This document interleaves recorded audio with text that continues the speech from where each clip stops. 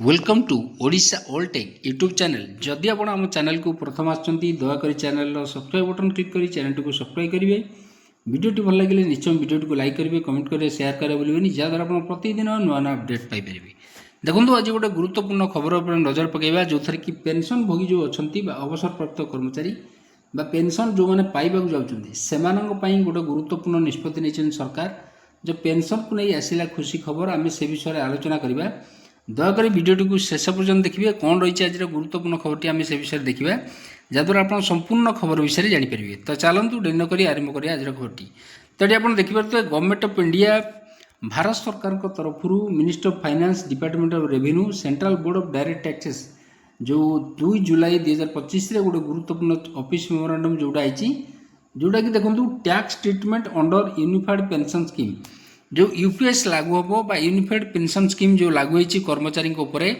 तो जो कर्मचारी यूनिफाइड पेंशन स्कीम रे रिटायर्ड करेंगे तापर जो टैक्स ट्रीटमेंट रही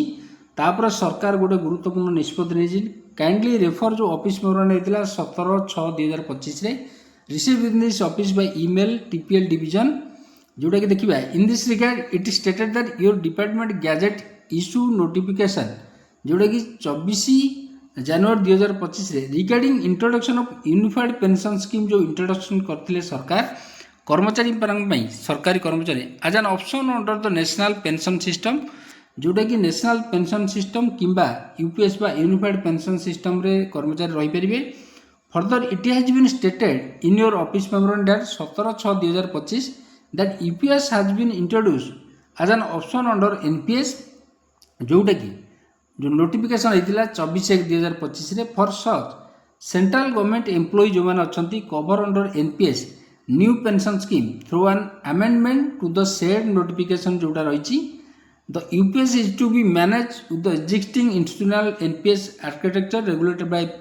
pension fund regulated development authority द्वारा यहाँ चालू रही। देखो फर्दर ईयर भाई it was requested to issue concurrence on the following जोटा कहुई द प्रोविजन जो रही the provision of section 80 CCD 80 CCD 1B 80 CCD 2 80 CCD 3 80 CCD 4 10 12 10 128 of the Income Tax Act 1961 अनुसार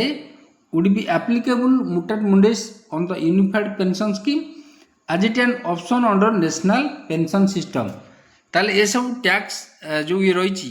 से समान धरण लागू हम कर्मचारी जो यूनिफाइड पेंशन स्कीम रे with reference to the above it is concurred that the provision of section देखो 80 CCD 80 CCD IB 80 CCD जेतिक सब इनकम टैक्स रूल रही of the income tax act 1961 would be applicable मुटामेंट to the unified pension scheme to the extent of limit as provided in the aforementioned section. Any diversion regarding payout and contribution shall require legislative amendment एटी मध्य कहुई। जदि परवर्ती पर्यायर कौन प्रकार amendment है किंबा इनकम टैक्स रे कौन प्रकार सरकार परिवर्तन कले तो सेटा मध्य परवर्ती पर्यायर लागू हम जोटा कि नियम जी किसी परिवर्तन है। किंतु बर्तमान जो इनकम टैक्स रो विभिन्न जो रूल अच्छी जोटा कि कर्मचारी को रिबेट मिलता है विभिन्न क्षेत्र में 80 CCD D हो 80 CCD 1B हो विभिन्न क्षेत्र में ताकू मध्य यूनिफाइड पेंशन स्कीम रे आपणकर प्रदान करा जिवो सरकारी कर्मचारी बा रिटायर्ड जो माने से बेनिफिट मिलियो। This issue with the approval of member ITBDT जोटा कि अच्छी ताकर सिग्नेचर अच्छी department of financial services pension reform section एटी डायरेक्टर जी अच्छा पाखु चिठी कराई। तो आज यहाँ गोटे गुरुत्वपूर्ण खबर आम देखिले आज खबरटी आपको जब भल लगे दयाकर निश्चय हम चैनल को सब्सक्राइब करेंगे, वीडियो को लाइक करेंगे, कमेंट करेंगे, शेयर करेंगे भूलिए जहाँद्वारा आप प्रतिदिन नुआ नुआ अपडेट पाइपर। धन्यवाद।